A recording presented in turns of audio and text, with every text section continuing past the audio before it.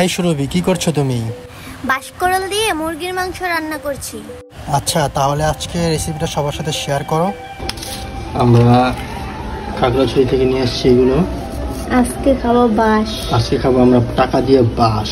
এই সেই বাঁশকরল কীভাবে রাঁধতে হয় একটু করে ফুল রেসিপি সুরভি শেয়ার করে। আর এগুলো হচ্ছে আপনার পাহাড়ি ধনেপাতা, মানে ঝুম চাষের ধনেপাতা। আমাদের এখানে ধনেপাতা দেশি ধনেপাতা।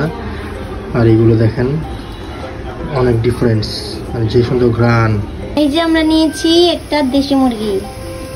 চুলায় একটি পাতিল বসিয়ে তেল গরম করে তারপর এখানে দিয়ে দিয়েছি পেঁয়াজ কুচি, এরপর দিয়ে দিলাম আদা রসুন বাটা, তারপর দিলাম লবণ, এখন দিয়েছি হলুদ গুঁড়ো, এরপর দিচ্ছি হচ্ছে আমি মরিচের গুঁড়ো, তারপর দিব এখানে ধনিয়া গুঁড়ো, এরপর দিব এখানে জিরার গুঁড়ো এবং গরম মশলার গুঁড়ো।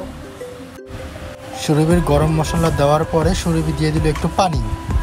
পানি দেওয়ার পরে এখানে আমি মশলাগুলো ভালোভাবে কষিয়ে নিচ্ছি। আর মশলা যত বেশি কষাবেন তত বেশি মজা হবে। পারলে একটু একটু করে গরম পানি দিয়ে বারবার কষাবেন, তাহলে দেখবেন তরকারিটা খেতে অনেক বেশি মজা হবে।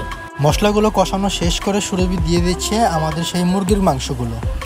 আজকে আমি আস্ত একটি দেশি মুরগি নিয়েছি। তো এখন মাংসগুলোকে মশলার সাথে ভালো করে মিশিয়ে নিচ্ছি। এই তো আমাদের মাংসগুলো কষানো একেবারেই শেষ। মাংসগুলোকে আমি ভালোভাবে অনেকক্ষণ লাগিয়ে একেবারে ভালো করে কষিয়ে নিয়েছি। তো আমি এই যে দেখাচ্ছি, দেখেন যখন তেলটাও উপরে উঠে আসবে তখনই মনে হবে যে তরকারিটা কষানো হয়ে গিয়েছে। তো আমার মাংসটা পুরোপুরি কষানো শেষ। এখন আমি দিয়ে দিব সেই বাঁশকরল। এই বাঁশকরলগুলো এনেছে কোথায় থেকে? খাগড়াছড়ি। আচ্ছা, খাগড়াছড়ি থেকে বিজয় নিয়ে এসেছিল। বাঁশকরল দিয়ে ভালো করে নেড়ে চেড়ে মাংসগুলো এবং বাঁশকরলগুলো আরেকবার কষিয়ে নিচ্ছে সুরভি। এখন আমার মাংসটা এবং বাঁশকরলগুলো কষানো শেষ। আমি দিয়ে দিচ্ছি গরম পানি। মাংস রান্নায় কিন্তু গরম পানিটা অবশ্যই ব্যবহার করতে হবে।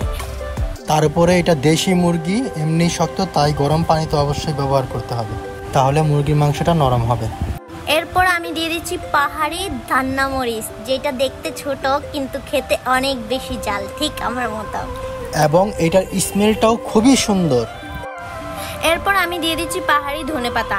এই ধনেপাতাটা কিন্তু অন্যরকম, আমাদের যে ধনেপাতা আছে এটার মতো না, এটা একেবারে অন্যরকম একটা পাতা। এটা হচ্ছে পাহাড়ি ঝুম চাষের ধনেপাতা এবং এটার ঘ্রাণটা আরেকটু কড়া, আরেকটু ঝাঁঝ বেশি। তারপর আমি কিছুক্ষণ ঢাকনা দিয়ে রাখলাম। এই যে ফাইনালি আমাদের বাঁশকরল দিয়ে মুরগির মাংস রান্না করা শেষ। এখন হচ্ছে আমার রিভিউর পালা।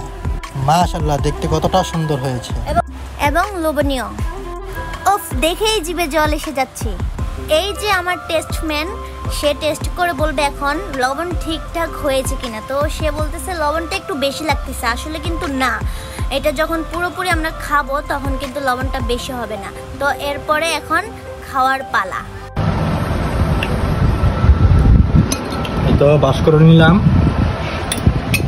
এখন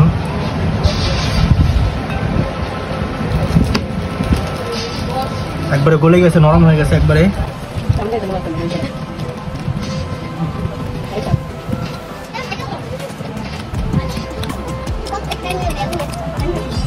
আমার এটা স্বাদটা কেমন, আপনার স্মেল কোনো বাজে নাই। বাসার যেরকম একটা স্মেল থাকে, কাঁচা স্মেল, ওরকম থাকে। আর অনেকে বলে তিতা তিতা তিতা, কিছুই লাগে না। আর একবার নরম হয়ে গেছে তো।